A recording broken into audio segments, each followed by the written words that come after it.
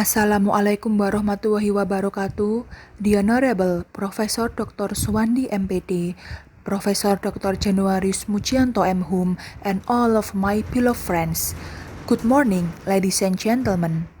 In this special occasion, we are from Group 7, and we would like to present our presentation about language policy and planning. I am Amida Fatwati as the first speaker and Anjar Pangestu as the second speaker, and we would like to explain more about how language policy and planning is developed and used in some countries. Talking about language policy and planning, we know that there are terminology, concept, and development of this field that it is related to people in using language to speak in order to deliver their idea, expression, meaning, feeling, and thought. They usually tend to use their first language or mother language as their daily communication. However, people nowadays also learn and speak other languages due to factors to face particular situations, such as in trade or worldwide issues that require them to speak some languages. It means that people also need foreign language or second language to support their first language or mother language. And we know that language is a tool and primary instrument of human interaction. There are some factors or conditions that affected the form of a language to be improved or to be changed, and it also can be a problem and barrier to a communication which requires language planning. Based on Wardo explanation in 2015, language planning refers to attempt the change of language in terms of its form and its function, while Hornberger in 2006 explains that plan focuses on changing language through policy decisions that is shown in the term of language policy that related to LPP or language policy and planning. Thus, it can be assumed that language planning is a set of ideas, regulation, laws, change rules, beliefs, and practices to achieve and plan change or to stop change from happening. And also, we can find out that there are three components of language policy and planning. As far as we know that language is one of an essential aspects in human lives since it can assist people to deliver their idea, thought, feeling. And it also refers to how people make an interaction and effective communication among each others. The use of language is always developed based on human needs, such as to transfer information and feeling, create rule and policy, and even to maintain and preserve culture. Language also can be formed into music, abstract, art, and gesture that can be shown through a verbal behavior and body movements by saying utterances. People's utterances provides various diversities such as dialect, accent, intonation, stress in saying a word. And it is also related to language policy and planning that refers to a unified conceptual rubric that we can use to understand of the complexity of the policy planning relationship based on Hornberger 2006 explanation. And there are three components of language policy. The first one is language practices of a community, language ideologies, and efforts to make practices, including intervention, planning, and management. And it also can be assumed that those components can be developed in a society while they use a particular language. Language planning also refers to the effort to change the linguistic behavior of a speech community and discuss about the general linguistic, political, and social goals to create the actual change planning process, for instance, US government and Native American language. And then we move to the types of language planning. The types of language planning can be found out through status planning and corpus planning. The first one is status planning. Status planning focuses on the social and political position of a language that will be assigned, and it is completed by the government officials. Basically, status planning consists of the change of the function of a language or a variety of a language and the right of those who use it. And it is also focused on the language variety within in a given society. And the last is how a plan can educate a language in any minority language. Meanwhile, corpus planning refers to the change and the standardization of certain element of the language. Corpus planning related to the development of a variety of a language, and it is also can be true about how people make a policy or rules to standardize it and focus on an orthography, new sources of vocabulary, dictionaries, and literatures to be increased in education, government, and trade, and refers to various activities such as writing system for a spoken language, initiating spelling form, creating new terms, and publishing grammar books. And perhaps some of us may wonder how is corpus and status planning co-occur?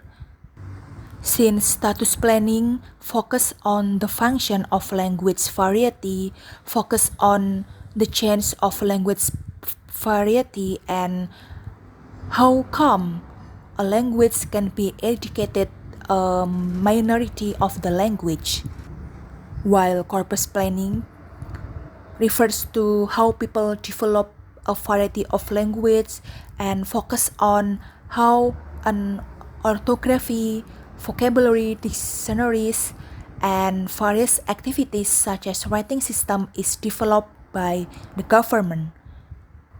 And it will give the people some condition that corpus and status planning will co-occur if there are some combination. It means that it will create some combination of a change in status with internal change.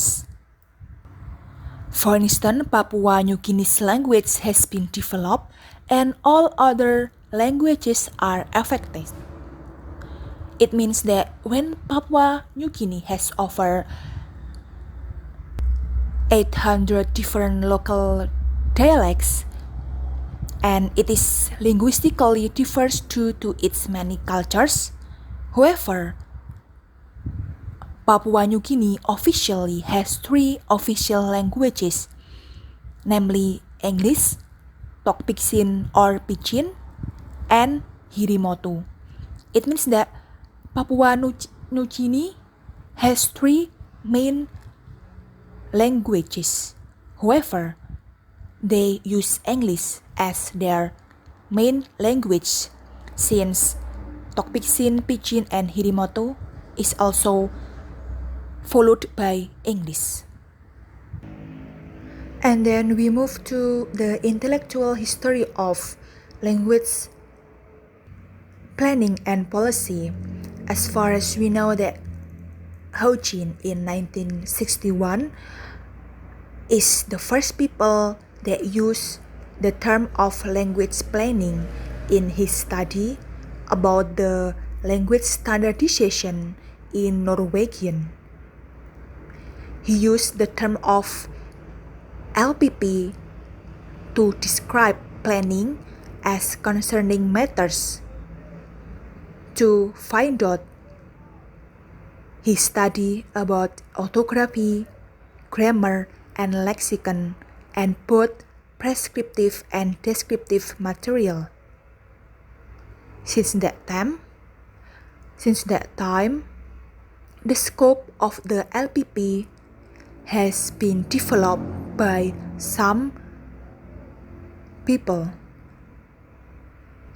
For instance, Risento in 2000 has assumed that there are 3 factors which have shaped and develop about the research in language policy and planning. The first one is macro socio-political factors. It can be seen that macro social factors here is the formation or disintegration of political units. For instance, nations, wars, and popular migration can be defined as macro socio-political factors in developing LPP. And the second one is epistemological. Epistemological here focus on the developments in theory and paradigms of knowledge which are used in LPP.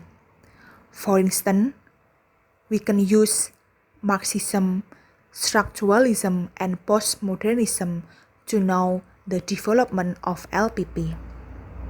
And the last is strategy. Strategy here refers to the social goal of the research. For instance, the aim could be to support current policies being implemented or to expose inequalities in language planning. Meanwhile, the term of language policy and planning can be distinguished in some cases. Since World War II, the first one is the pace on early work. There are decolonization, structuralism, and pragmatism. The second pace is on failure of modernization, critical sociolinguistics, and access. And the last is the pace of the new world order, postmodernism, and linguistic human rights. Since language policy and planning is also developed by some factors and paces, such as it is constructed during the decolonization until the modernization, and it also consists of the new world order, postmodernism, and linguistic human rights. LPP research must show the objectivity of the data and also recognize the different goals and consequences of language policies. And we move to how the language policy and planning is developed in some countries. The first one is language policy and planning, and its nationalization started in Turkey related to orthography and purity. As far as we know that Turkey presents a good example of very deliberate language planning designed to achieve certain national purposes and to do this very quickly.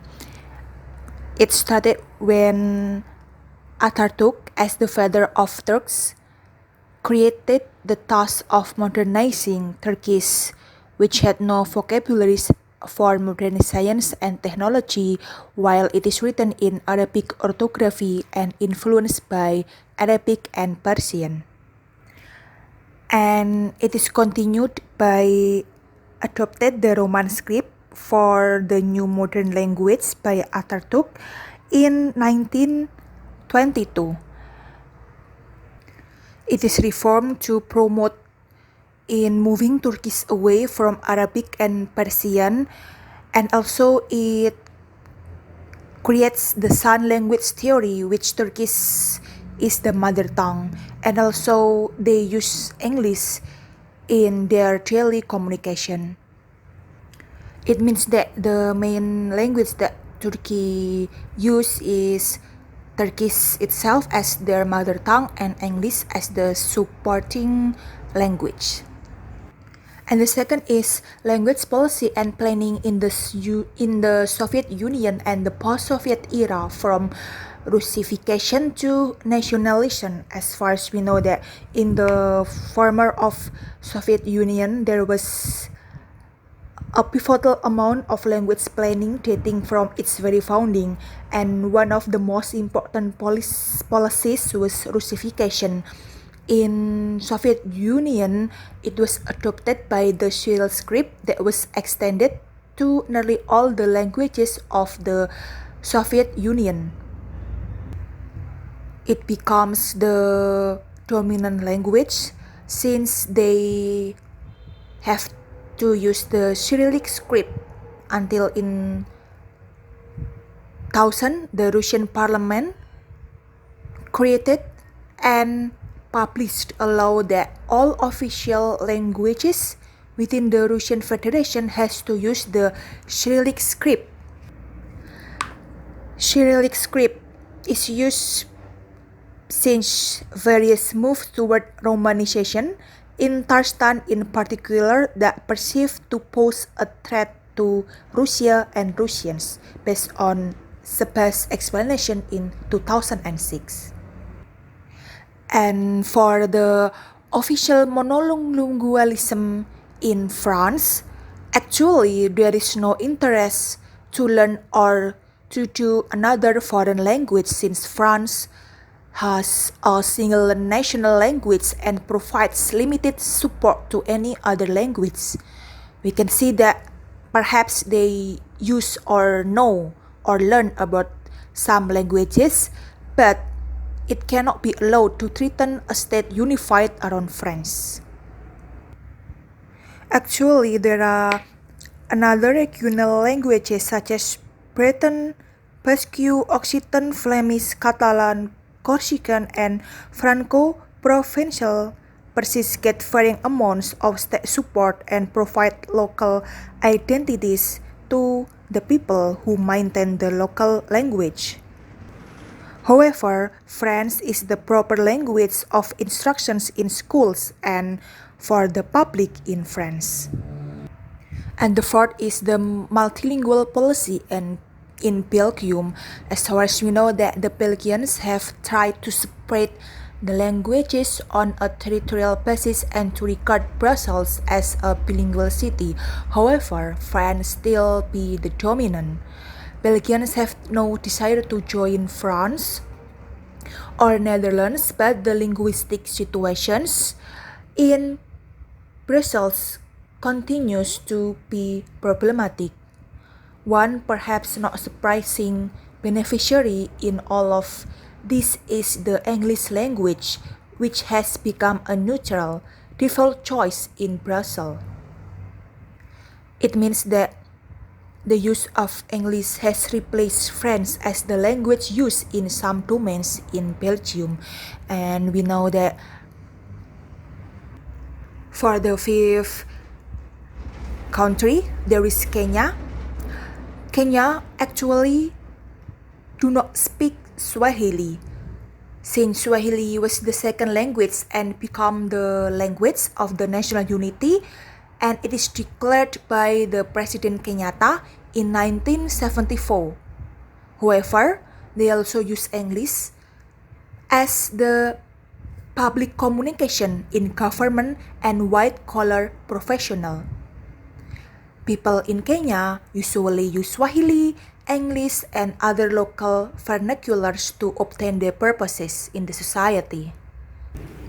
Besides Kenya, English is also used for official purposes in parliament in India.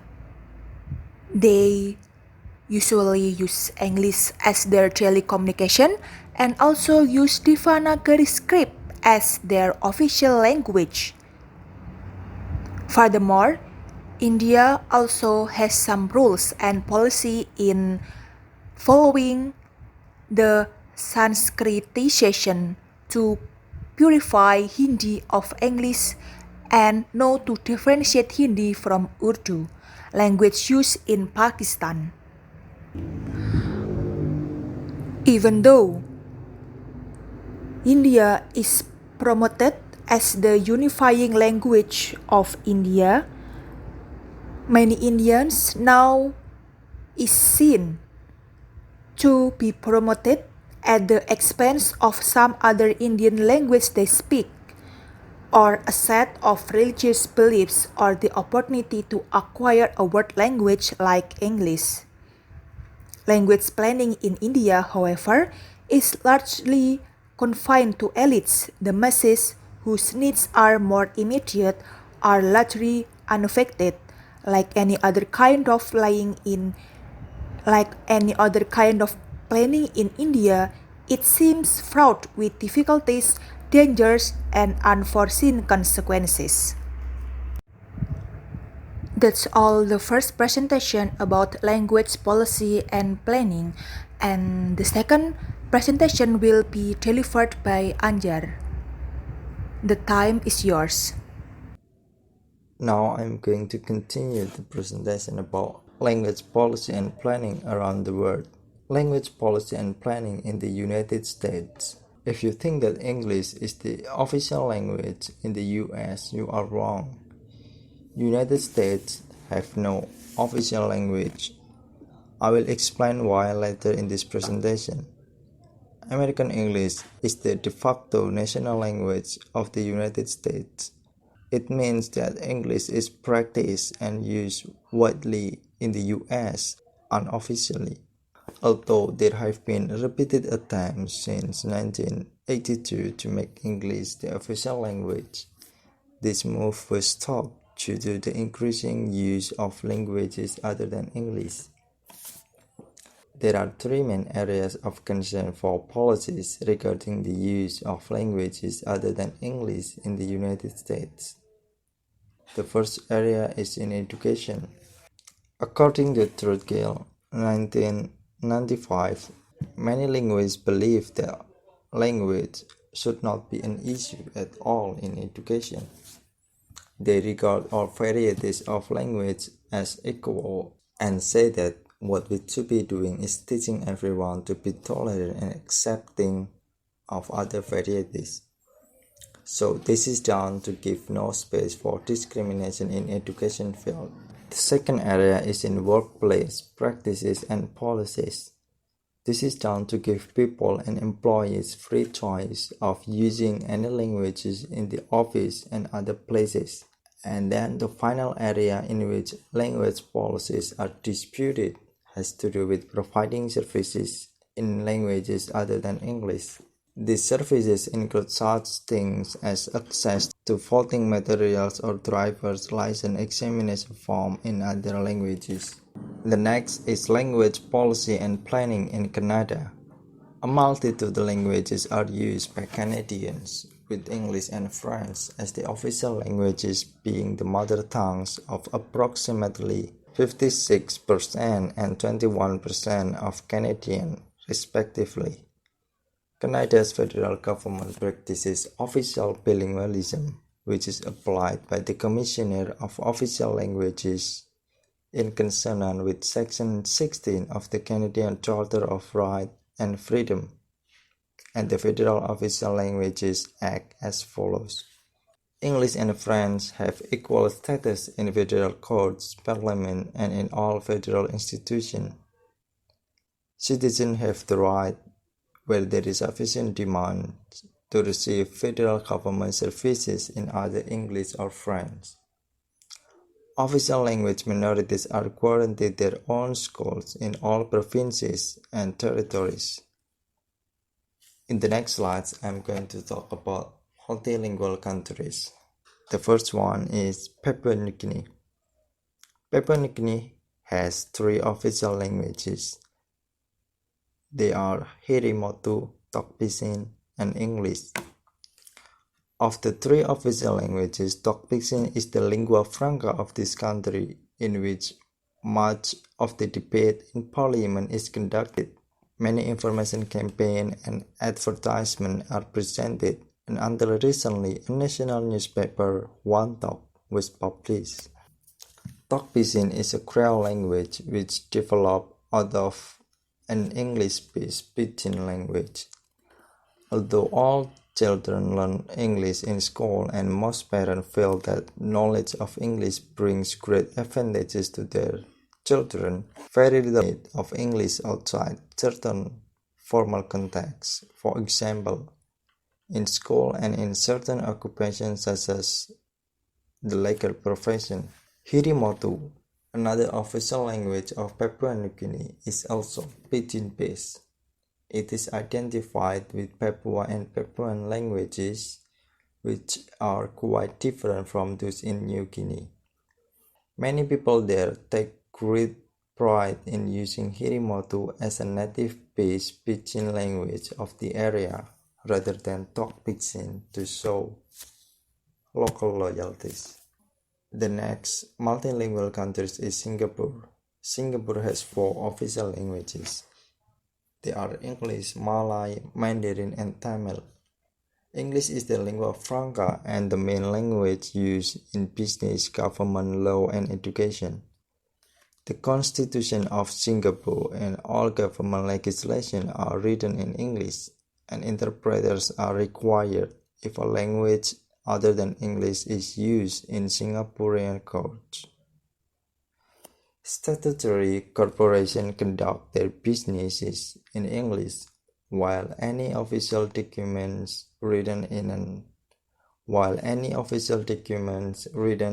non-English official language such as Malay, Mandarin, or Tamil are typically translated into English to be accepted for use.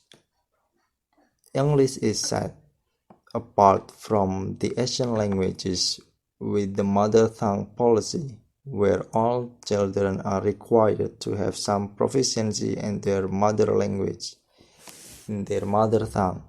We 2002 discussed how the concept of mother tongue is defined in Singapore as the language of the father's ethnic group, and is thus in no way necessarily equivalent to the home language, or the first or native language of an individual.